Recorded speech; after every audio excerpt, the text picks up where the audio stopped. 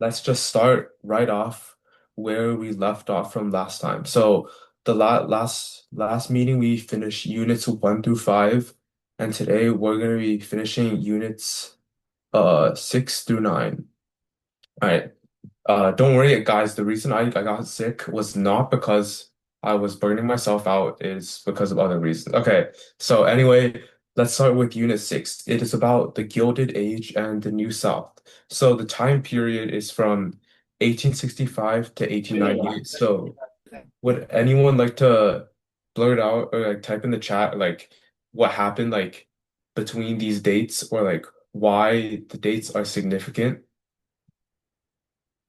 I see end of Civil War. Yes, that was in 1865. What else do we know about this?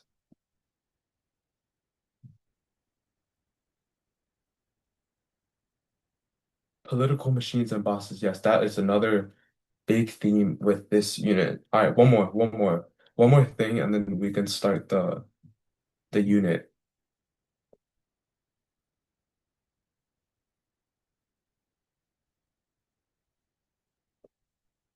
All right, okay, it's all good. All right, so I combined 6, 1, 2, 3, and 4, and these are all like about the similar thing, right? It is about westward expansion and the creation of the New South. So, do you guys remember what was like used to justify westward expansion? Like, what was the reason why they wanted to expand westward? Yes, manifest destiny. Good job. That was exactly why. All right. So what actually made it easier to expand west? There were a few things, right? The first one is the Transcontinental Railroad. That was one of the main major innovations and technologies that made it so people could expand west significantly easier. And then there were also other branches of railroads that made it easier, right? Like you can't like just one continental railroad isn't enough to like develop the whole nation, right? There were branches off, like branches in California, branches in the Middle East, in the Midwest, sorry, not the Middle East. Like all of this just made it a lot easier, right? And then the government also passed legislation around this time period, right? Like the Homestead Act, and these encourage westward expansion. And then also like you guys might know about like the Morrill land grants, right? Where the government just offered they were giving people money and incentives to move west. So the government was facilitating this process a lot, and they were getting very involved within this. And then also, if you remember, the Civil War happened, right? And the main reason why they couldn't expand west was because of the debates over slavery.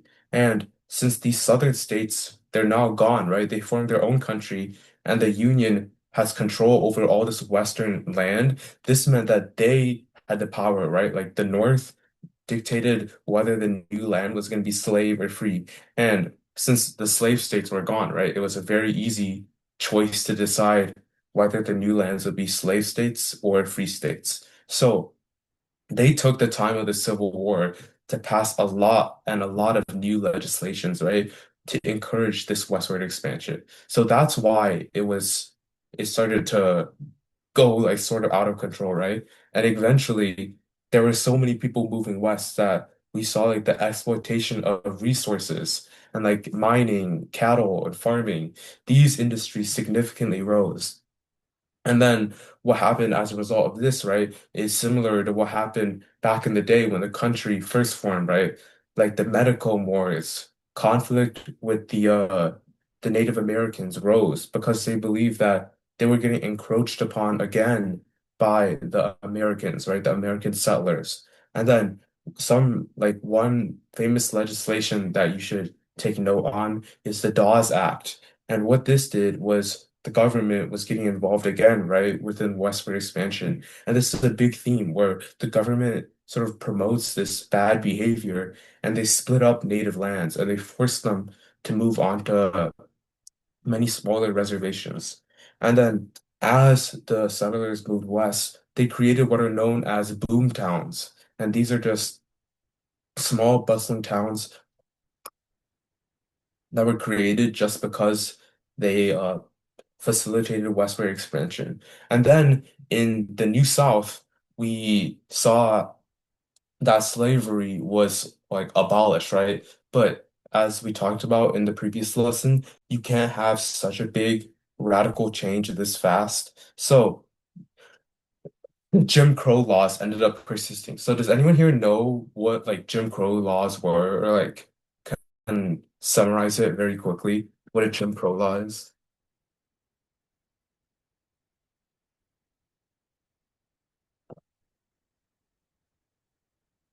Because this was a big thing that arose after as a result of the Civil War. Yeah, and it's pretty much just segregation, like mandated, and yeah, the inequality, which I'll talk about in the legislation that you have to know about very soon. So yeah, it's just new like racism. That's like the new societal norm because like you can't go from this norm to like this new norm just instantly flip of a switch.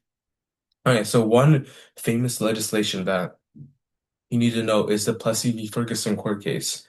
And I'm gonna spare you guys from the details. Pretty much the result that occurred from this was the formation of the separate but equal doctrine. So pretty much what this did was it allowed segregation, right? So which first of all, like why would they ever allow that?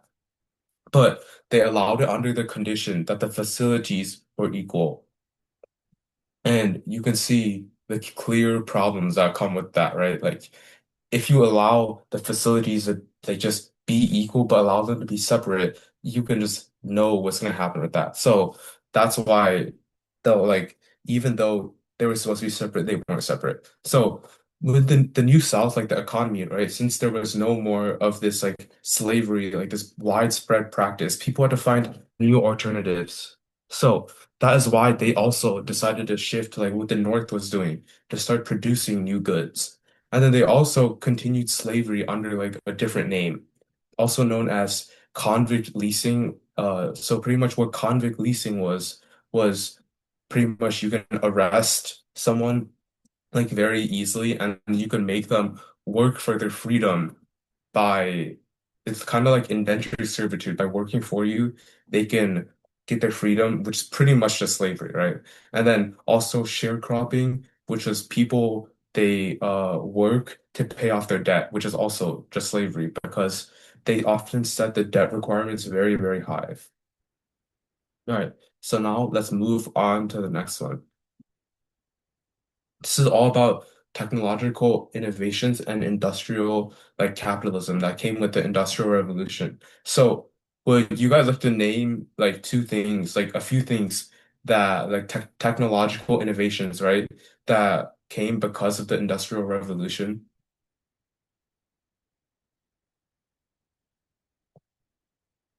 Yes, steam. Steam was a big one. Eli Whitney, the cotton gin. Those are the first industrial revolution. But what about the second industrial revolution? Because this one is about the second one now.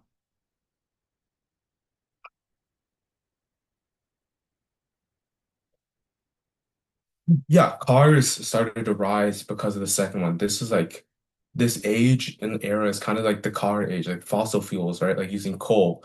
So one of them is like the Bessemer process, right? And this just allowed for faster steel production.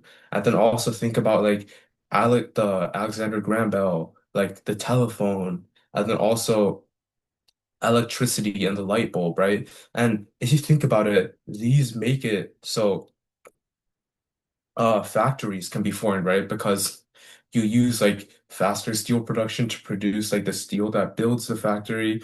You have telephones to help with communication. You have electricity to make light bulbs to like just power the whole process and make light bulbs for the workers so it's safer. So this led to the shift to mass production, right? Because of the factories. And then it led to the creation of a national market rather than these small localized economies, right? This national market started to form. We saw this national identity.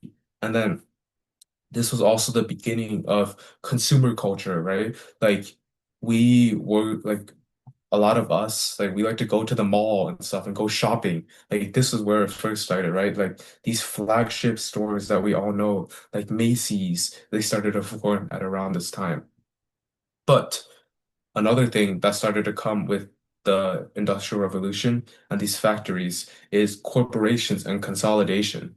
So there were two kinds of integration, vertical and horizontal integration. So vertical integration is these are about like the supply chains, right? So vertical integration is about controlling the parts of the supply chain. So I'll use like an example, right? So let's say McDonald's. So if you own McDonald's and you want to vertically integrate, then you would want to buy out like the farmer who produces the who makes the cows, right? And the factory that like kills the cows and makes the meat. And then you also want to buy the transportation company that brings like the meat to you, right? So you want to buy out this whole supply process. That is what vertical integration is. And then horizontal integration is just the opposite, right? It is about dominating your own supply chain. So like McDonald's, let's use that example again, right? They would buy out all the other stores, like they buy out Burger King, like Arby's, Five Guys, they buy out all of these stores. So McDonald's would be the only one. And that is they're on like the same level of the supply chain. So that's horizontal integration. And there will be questions about that on the exam MCQ, so keep that in mind, like the difference. And then all of this was able to happen because of laissez-faire, right? Because the belief that the government should stay out of all of this process and let the economy be free flowing and let them, sorry, and sort of just let it be as it is. All right, so now let's do the 6.7, 6.8, and 6.9. All right, so this is all about the beginning of the Gilded Age. So what do we know about the Gilded Age, like so far? Just like blurt out some vocabulary terms, some years, like what happened and what is it?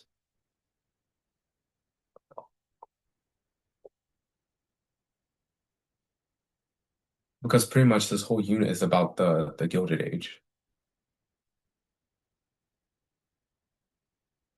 Yes, that's correct. Corruption is a big theme that happens, right? And you're right, gilded does mean good on the outside and corrupt on the inside. That's exactly why it took the phrase gilded, right? Like if you guys have played Minecraft before, you know like the gilded like gold thing in the nether, right? Like it has like some gold on the outside. All right. Anyway, okay. I'm going on a tangent. So let's get back on topic. All right. So during the Gilded Age, we saw a lot of poor labor conditions for many of the working citizens. So the people that worked in the factories, right, they had to work very, very long hours because like back then, right, like now we have like legislation that can limit the amount of time that you have to work and stuff like that. But back then, there was none of this legislation, so they could just abuse the workers kind of. All right, and then these harsh conditions led to the formation of some labor unions, and they all use what is known as collective bargaining, right? So you have a lot of these workers just coming together to collectively come together and bargain for their rights. And some famous groups were like the Knights of Labor, like they just wanted better workers' rights. And then we also saw a new form of immigration coming, right? Because in Europe, there were all these push factors pushing them out of their countries. Like Ireland, they were in a big potato famine, right? People from Italy were moving over because of the unification wars. And same thing with Germany, right? So this led to like urbanization and tenants, people like living in very, very crowded areas in cities. And this just made very, very crowded, densely populated, and that led to like the spread of disease, right? And then we also saw the belief of nativism rise again. So this is the belief that native-born Americans, they should be afraid of the immigrants because immigrants, when they come over here, you can incentivize them with a much lower wage than it takes to take over the native-born American people living in the country, right? So many of these factory workers, like factory owners, I should say, they started outsourcing many of their laborers to these immigrants because why would you pay someone more if they can just do the same thing, right? You know, so this led to people being scared of immigrants because they believed that they would take their jobs. And then this led to debates over assimilation, right? Like the melting pot, which is a belief that all these religions and cultures would just come together and it'd be one big melting pot where everyone is just the same. And then the other perspective is about retaining native culture, right? So just maintaining your own freedom, your own liberty. All right. And then also one thing we talked about at the start when I asked you guys about this unit, you guys talked about political machines, right? So these were mainly within cities and they targeted immigrants like Tammany's Hall, which is in New York. It's the most famous one that you should probably know if you were to know one of them. And they pretty much just manipulated voters to vote for what they wanted. And because back then, when you vote, it's not like the secret ballot that we have today, right? Back then, you had to go on stage and then say verbally out loud which party you wanted to vote for. And then these people could just be there watching you, like threatening you, and then just force you to vote a certain way. All right. And then 6.10 and 11 is about the second part of the Gilded Age. And this is about the expansion of the middle class and white collar workers. So people like managers, right? Like businessmen, like these people were like the middle class, like the white collar middle class workers, because they started to make more money, and but they weren't like the very, very rich people, like the very, very high ups. With this, we also saw expansion of education systems, right? Because child labor started to be used a lot around this time, and that is a very, very bad thing. So that is why the government started to expand education systems and why we have K through 12 education. So you can thank like the labor unions that campaigned for the the labor unions who campaigned for more schooling to be the reason why you're here. And then also consumer culture, right? And leisure time came due to these higher wages because these middle class people, they needed to find something to do, right? And they have this money. So they started like the movie culture started to build. And then we also saw like sports like baseball. And then we also saw like, improved infrastructure, right? Like new roads and cars, which were formed because of the Industrial Revolution and the Gilded Age. It allowed people to commute to work, like people to live in the suburbs to commute to the city. And then we also have the belief of like the gospel of wealth, right? So some of the wealthy people believe that they had an obligation to be the person who controls like the good, right? So they would invest in like universities rather than just giving the money straight as charities, right? So you guys all know like Vanderbilt, Carnegie Mellon, these are all very, very prestigious universities. And the reason why they're named that is because they're named actually after these are very, very rich people within the Gilded Age, right? Like Cornelius Vanderbilt, I'm pretty sure he dominated like the train industry. And then like JP Morgan dominated like banking and American oil. So all these people started to get filthy rich and they weren't just like giving out this money as charity. They wanted to claim that they were investing it because they believe that since they got rich, then they should be the ones that like dictate everything. And then also we saw like settlement houses, which provide a lot of different services all in like the same area, as well as the rise of women's clubs and political reforms. All right. And then 6.12 and 13 is about like the end of the Gilded Age and how the government started to get involved within this, right? So we saw the shift from a laissez-faire policy, which is again is like the belief that the businesses and the economy should just go as it is and don't let anything else control it, right? And then we saw pro-business policies because they saw that more money was being pumped into the economy, right? And they saw the real GDP was increasing. So they're like, all right, this is good. But they failed to look over some of the other confounding variables like the income inequality. And then we started to see like the first initial government regulations at around this time, like the antitrust acts, and these were aimed to stop these monopolies. Like the Sherman antitrust and the Clayton antitrust. These are like the two important ones. They're just targeted against corporations, and they were tested on the exam for me, and they probably will for you. So there were also like political corruptions, right? With these machines, like they dominated by manipulating the voters for more votes. And then we also saw civil service reforms, right? Because the another feature of these political machines is that they utilize like the spoil system, right? Like I mentioned the spoil system and Andrew Jackson before, which is just you give your believers and your followers like high ranking positions and giving them opportunity just for supporting you. And that led to people like just having positions that they're not qualified for. So the civil service reform, they established a meritocracy. Sorry, I spelled it wrong on the slide. A meritocracy is just that people have to be good enough to have the job, right? Like they have to pass some few exams and ensure that they're knowledgeable enough. But this still didn't like fully stop the nepotism. All right. And then another reform was the secret ballot, and this pretty much put an end to these political machines because they can't coerce the votes anymore. Like they won't know if someone actually voted for them. And then we also saw the formation of the Populist Party at around this time.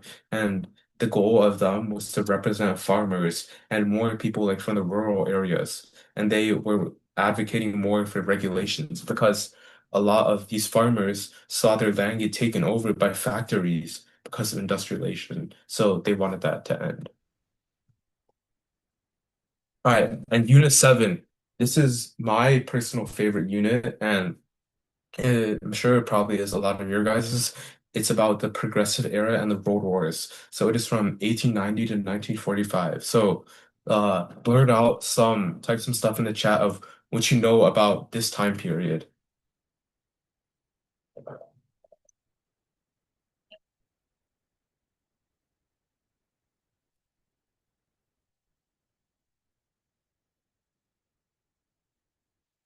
Yes, the World Wars is like the big one that is mentioned, as well as the Great Depression during the interwar periods. The Roaring Twenties, yeah, a lot of this. All right, so we're gonna start with 7.1, 2, and 3, and this is all about the formation of an American empire and America starting to really put itself on the map as a superpower, right?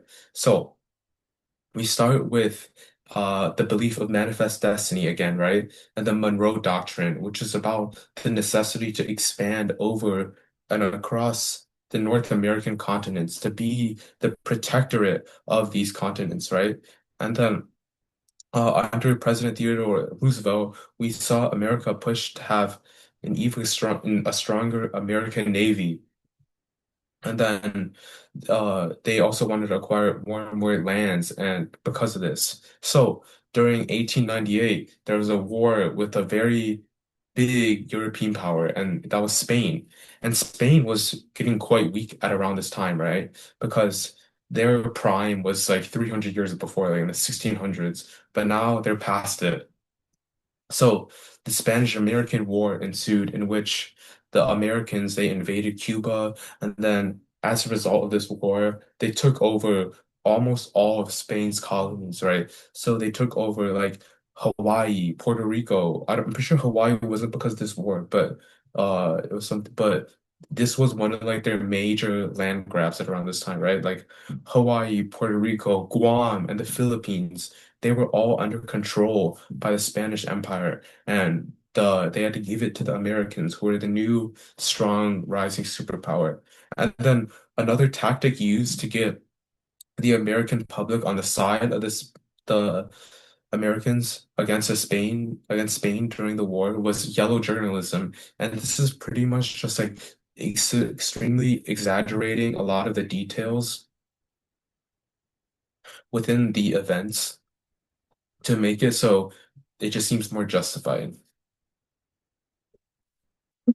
All right, so 7.456 is all about the progressive era and the start of World War One and the result of it. So the main goals of the progressive era was just to curb corporate power, and to start social reform. So pretty much, in short, it is just a reaction to the Gilded Age, right? So that's one major thing you have to know. It's that there's going to be one event and there's going to be backlash that occurs. Like backlash doesn't necessarily have to be a bad thing, which in this case is a good thing, which is the Progressive Era. And during this time period, we saw what were known as muckrakers start to come alive, right? And these are journalists who are very passionate and want to highlight the issues that they have with the society that they have. Uh, and then one famous example that I would recommend everyone to know, like if you were to know one muckraker, it'd be Upton Sinclair and his book The Jungle, which I'm pretty sure, correct me if I'm wrong, was a book about the meat industry and how it was unhealthy. So, but as a result of the progressive era, we saw a lot of new amendments, right? We saw the 16th Amendment, which created an income tax, like which makes it so you are taxed based on how much money you make. So the people who make a lot of money, like the robber barons, the rich people, they will get taxed more. And then the people who make less money tax less. And then we also saw women's suffrage, right? Which is the 19th Amendment. Like women finally have the right to vote, which is great because we all love women. And then the 18th Amendment, which I didn't write in here, was about prohibition, but it was like the banning of alcohol, but it was eventually overturned. All right. And then, yeah. And then we also saw like during World War One, we saw the shift from neutrality and isolationism shift toward like interventionism, right? So there were a lot of reasons why America entered World War One. Would any of you guys like to share a few reasons why they entered the First World War? Like the details of the war don't really matter within the curriculum. It's mostly about like why they entered the war.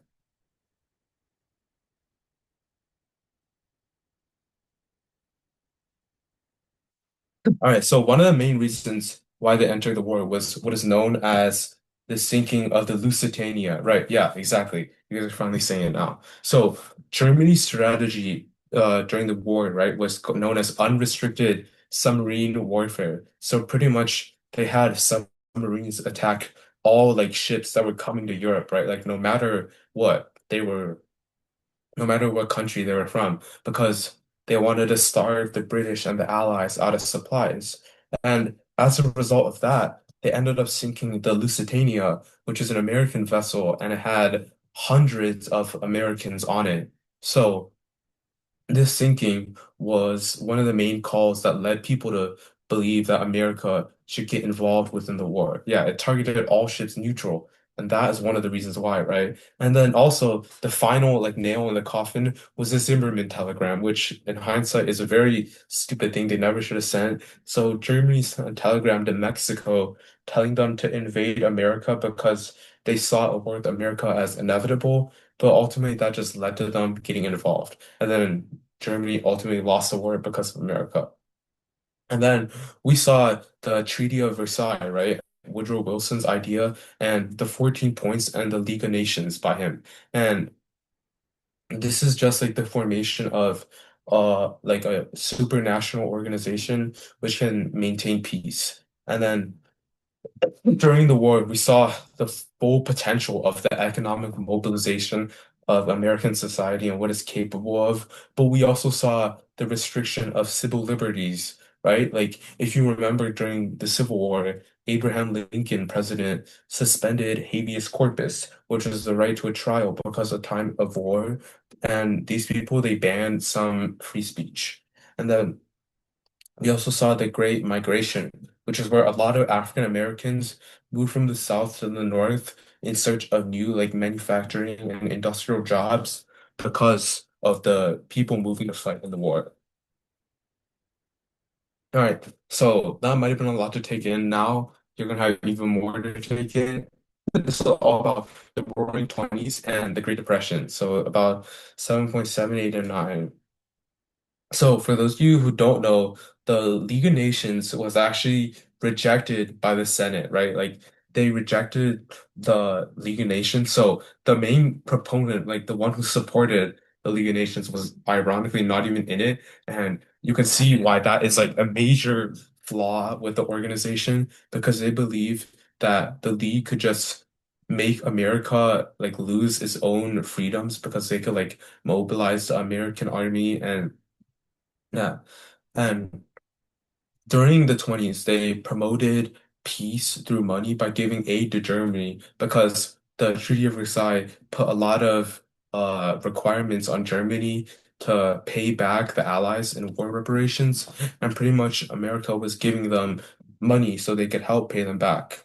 And then we also saw like the Scopes trial, which is about the debate on whether evolution could be taught in school because it was a relatively new topic at the time. And this was the debate about whether like science and religion like they should be separate, right? Because science like logically talked about evolution being a real thing, but religion like kind of like didn't believe in it kind of. And then we also saw like the rise of nativism again around this time period because of like the Great Migration, right? Like since African American people were moving north, extremist groups like the KKK started to rise up again. And then also around this time, we also saw the Harlem Renaissance, right? Which was where like it's kind of like a cultural thingy with African Americans and they were in like New York and they were like doing their cool dances and like jazz songs. And we also saw new gender changing gender roles at this time.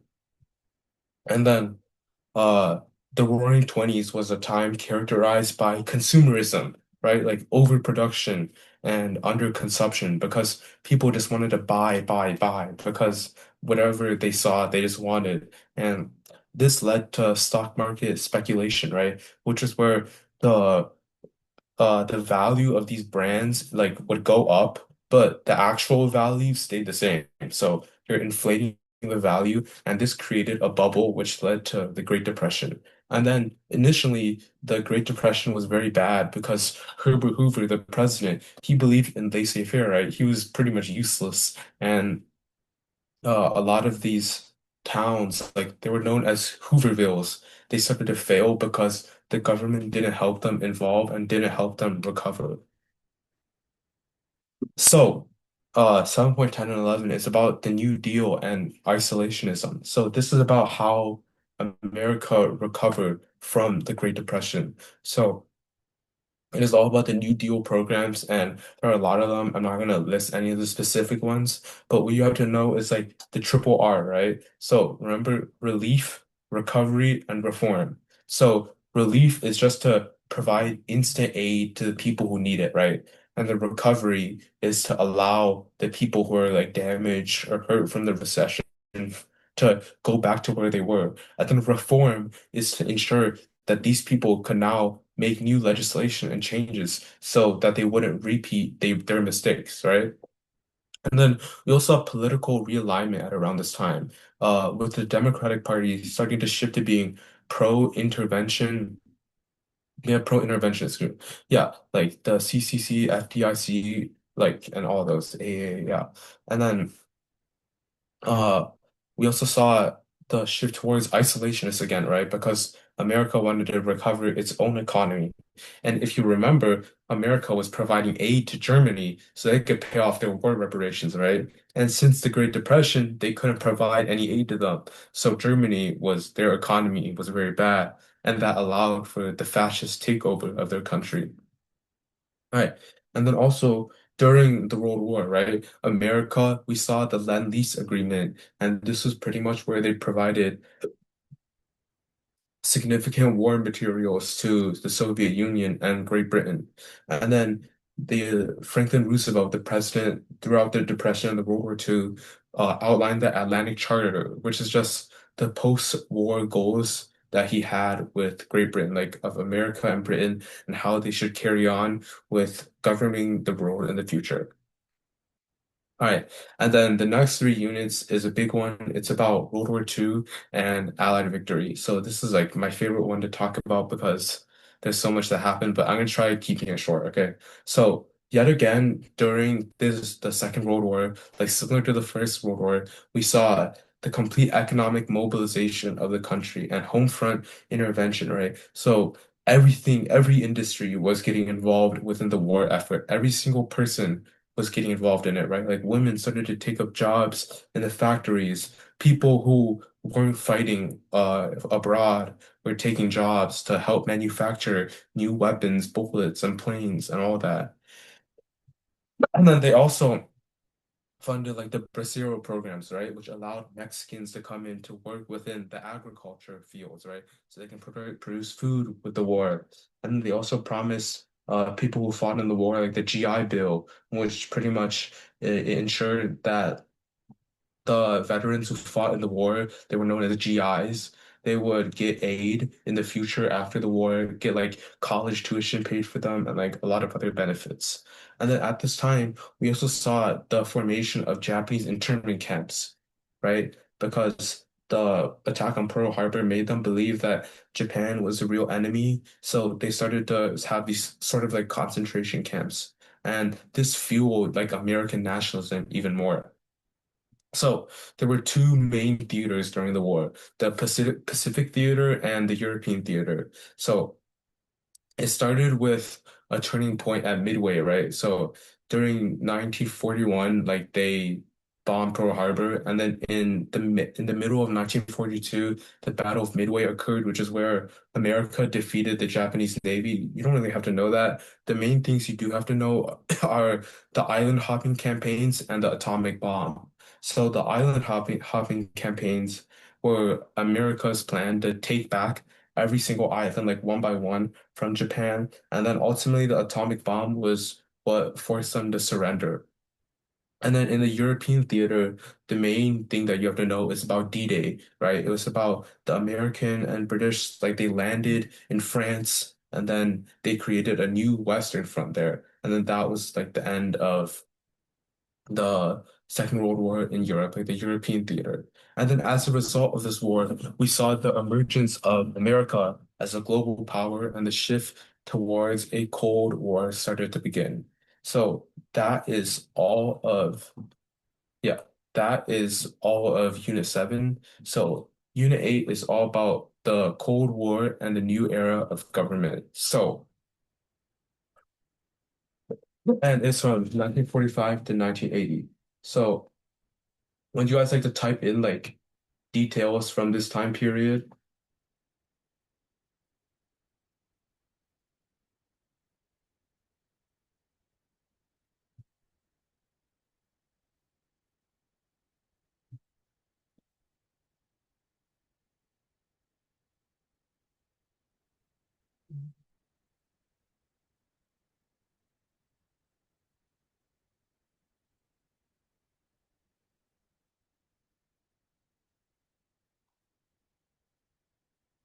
Yes. Okay, I'll try to go over the next part and give Edward a break over here. Um, so for this part, the main thing is the Cold War, right? We sort of talked about this earlier. The Cold War period, in the middle to later 1900s. So first of all, we have the Cold War, right? Communism, containment. There's also the other policy against communism. Do you guys know which one that is? Besides containment, what was the other American policy against communism?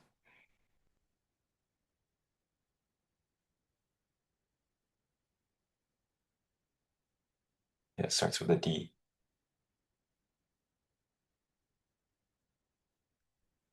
Yeah, it's not written on the sides. It's not written on the sides. The other policy, right? I think Nixon did a lot of this. Détente, right? So yeah.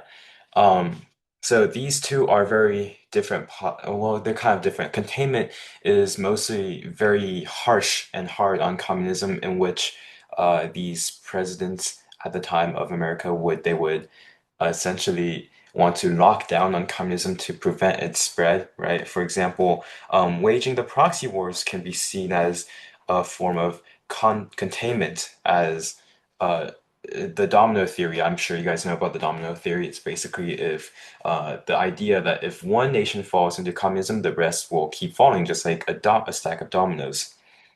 And so containment is preventing that from happening. So we fight the proxy wars, like the Korean War, the Vietnam War, etc., to prevent these nations from turning communist. So we're trying to contain it from spreading.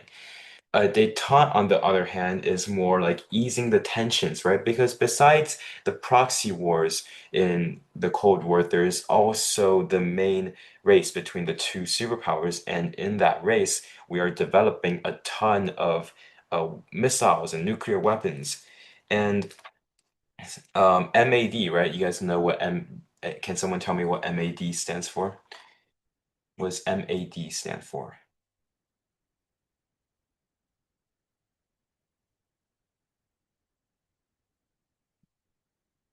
Yeah, mutually assured destruction, right? So basically, the idea is that if since both sides have nuclear weapons, right? If one side gets bombed by the other, then they bomb back, the world essentially just dies because it can't withstand all the attack. And both sides are gone. There's like no victor here because both sides are gonna be gone. So détente is sort of like easing the tensions of all of this Cold War, right? Making sure that we sign like treaties um, to prevent this from happening. So, for example, something you might want to know are like the SALT treaties and other limiting like weapons treaties. Okay. Here, we also have a few plans and doctrines. For example, the Truman Doctrine was, which was essentially, basically, the declaration of the Cold War, resisting communism. There's the Marshall Plan, which helped rebuild the Europe and also to like resist communism since Russia was on the other side, and I mean the USSR. And then blocks like NATO, right? You guys know what NATO is. Basically the big alliance that the United States is in. And then proxy wars, right? So besides, so the most important ones I would say would be the Korean War and the Vietnam War, I would say. There might be a few others, but those two probably have the most impact, I guess. Do you guys know if America won or lost the Vietnam War? What do you guys think? Did they win or did they not win? Yeah. Um, Of course, there's some people as there are is like a bunch of people who might say otherwise, but America did eventually pull out of Vietnam. We're not going to debate about this, but and we're not also going to exactly define if they win or lost, but I would say they did pull out and kind of like gave up. Also, inside America, a bunch of people were protesting the war because a lot of people were dying in it and it was just going on for a long time. So, Vietnam War faced a lot of protest, and yeah. There's also McCarthyism and the Red Scare. This is like a bunch of American culture, right? During the Cold War, people were very scared of communism, and a lot of people were targeted, even if they didn't have like direct ties to communism. Like, um, for example, people who would unionize and conduct labor strikes, they would get targeted and they would be labeled as communists, even if they weren't. And also like entertainers and people with like influence over the media, like actors in Hollywood, they would also be targeted.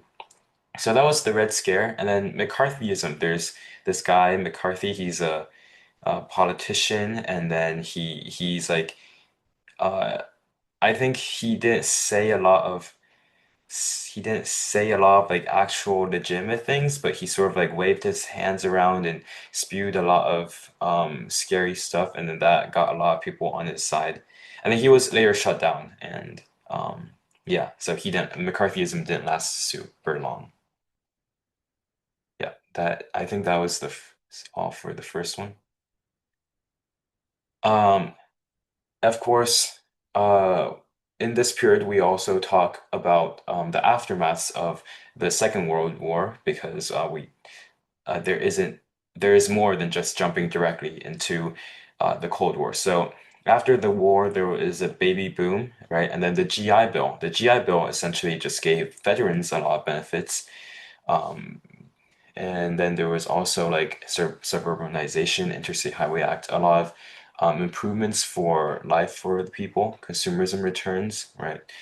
Um, and then later, there's also more stuff about civil rights, right? Desegregation of the military, um, and then Brown versus Board and Little Rock Nine. So the Little Rock Nine happened in Arkansas. I think this one is a very important event to remember, in which was about the segregation in like the education system, and basically, yeah, this part we start into civil rights, and then later it progresses into more. Yeah. So right now we still haven't reached the entire like civil rights movement completely, but we're making our way there. Yeah. Yeah, and then also like it says keeping up with the Joneses and conformity. This is all about just the belief of like having this distinct culture of moving to the suburbs and then having two kids. Like that was what was like the common belief and what everyone wanted to strive for at that time.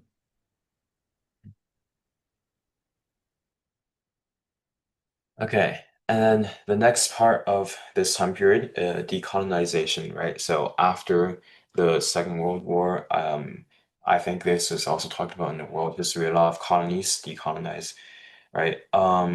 Also, yeah, the Vietnam War in this period, Cuba. Is this talking about the Cuban Missile Crisis, Edward? Yeah, this is about like the Bay of Pigs invasion and Right. the Cuban Missile Crisis, and pretty much like how we were very close to nuclear war, and this just like highlights the tension of like the debates.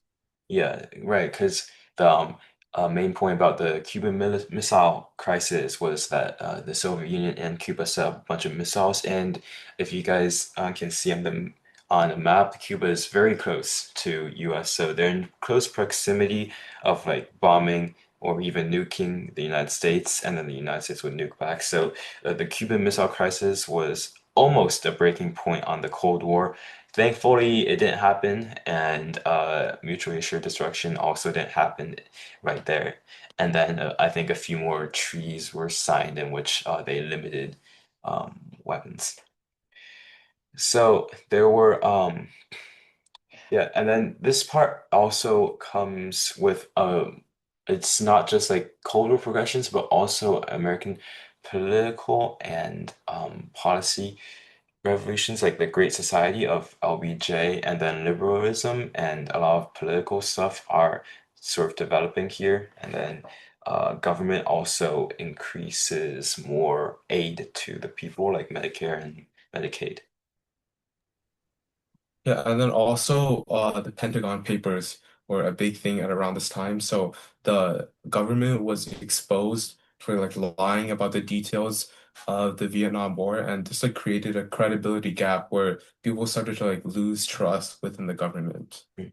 Yeah, going Yeah. on about the credibility gap a tiny bit, I think I don't know if we this is covered a lot, but there's also like Watergate and then the Oh yeah. Nixon tapes, right? Right. So, and then especially, and also I think this kind of relates to the war on Vietnam. A bunch of people were protesting about that.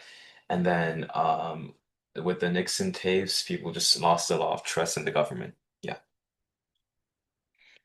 Okay, now we get into the civil rights movement. There's a very big part of American history, right? So, nonviolent civil disobedience. I think this was a bit inspired by Gandhi in his protests, where they would basically conduct their protests in a nonviolent way, and a very big ideal or policy of this protest is that even if they are faced with a lot of violence, they will protest non-violently. So, um, bus boycotts, right? We can think about like Rosa Parks, MLK, people like that who basically helped gain more rights for African Americans. And then there was so after that, the 1964 Civil Rights Act, right? 1965 Voting Rights Act, the 24th Amendment, which banned poll tax.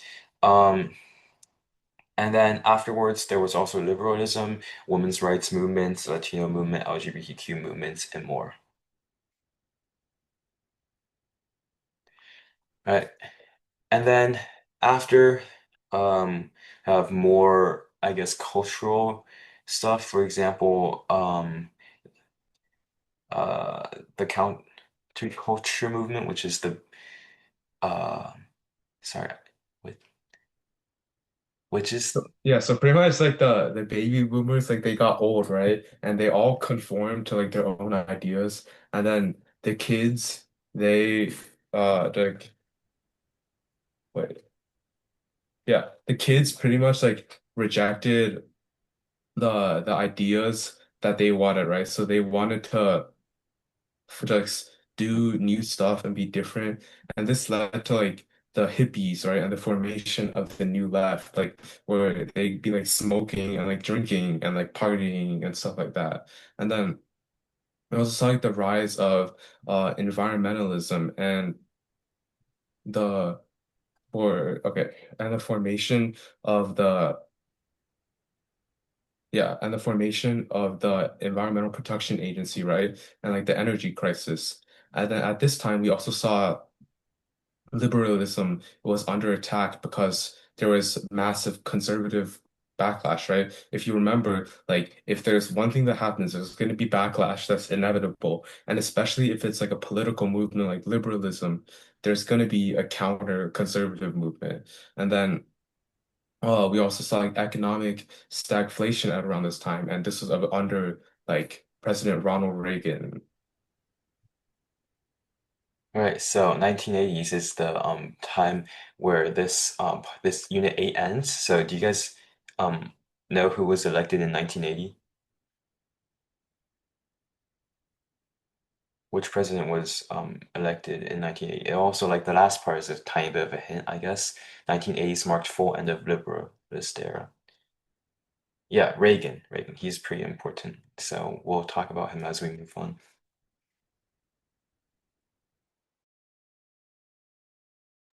All right, so I will be taking over for like the rest, and this is Unit 9 is all about Reagan and his policies as well as globalization. So, like, what do we know about Reagan for now? Like, the guy is a very like distinct type of president, I'd say.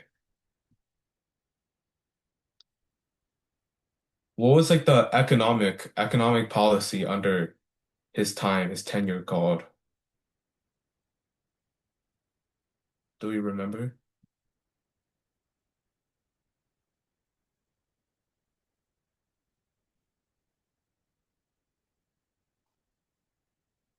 All right.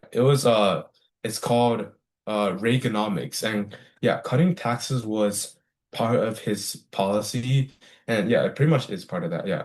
And this is about the conservatism and the formation of the new right. So Reaganomics, he believed a lot in supply side economics. And pretty much that's just like a lot of big buzzwords. And what that actually means is trickle down theory, right? So this is kind of like a revival of the Gilded Age low key. So it is about how if you cut the highest like corporate taxes, right, and make it so the rich people have more money, then that means that if the rich people have more money, they will give out more money to like the lower ends, right? And sort of the belief that this money will slowly and slowly trickle down.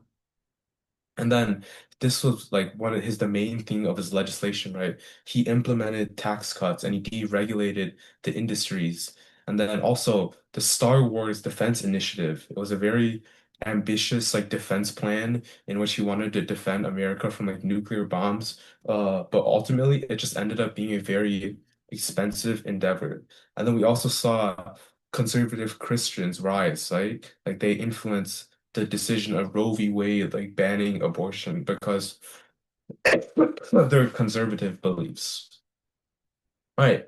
And then in 9.3 and 9.4, it's all about the end of the Cold War and the changing economy. So, do you guys know who was okay? No, what famous wall fell down like at around this time period? I went to previous slides so you guys can't see it. There's a very famous wall that collapsed. Yes, the Berlin Wall fell. And we saw the shift from détente from like the previous president of Nixon, right? Like the SALT treaties, which banned nuclear bombs, towards more aggression and Reagan. He was very like fiery within his speeches and publicly criticized them. And he led like another arms race with the Soviet Union. And then ultimately, because of this arms race, we saw the collapse of the Soviet Union, right? Because under Gorbachev, we saw his reforms like Glasnost, which was about political openness. Then Perestroika, which is about economic reform. Like for the first time, we saw the Soviet Union have like Pizza Huts, which was very like interesting. And then we also saw this is when we started to see more globalization, right? Like the concept of a smaller world because everyone is just more connected. And then at around this time period, we saw the rise of service-based economies, right? And knowledge-based economies like Silicon Valley, like tech-based, and then just more like pharmaceutical and new technological innovations. And then 9.5 and 6 is all about the challenges that came with like migration and immigration within like this new globalized world, right? And since like transportation was now much easier than even like 20 years before, right? We saw a lot of migration. So one famous migration is known as the Sunbelt migration. And this is when people moved from the Rust Belt, which is kind of like places like Ohio and like Indiana and Illinois where they moved south towards like the new areas like Georgia, Texas. And then, well, as a result of this shift, we saw the shift from like political power, right? Like the South started to gain more seats because if you remember, the House of Representatives is based on population. And if more population comes to the South, they get more seats. All right, and then also we saw immigration, right? They filled a lot of the low wage, like agricultural jobs, and that allowed more like citizens to take like the service-based jobs. And then we also saw 9/11 and the war on terror, right? The shift uh from interventionism towards preemption. So just like stopping crises before they could even happen. The war on terror, like stopping potential other crises. And this also saw the creation of the Department of Homeland Security, right? Because since the Cold War ended, America is the only powerhouse left. So it is kind of like there's debates that rose about whether America should be like the global police force of the world. And then also debates about like the environment and energy, like more debates about these, right?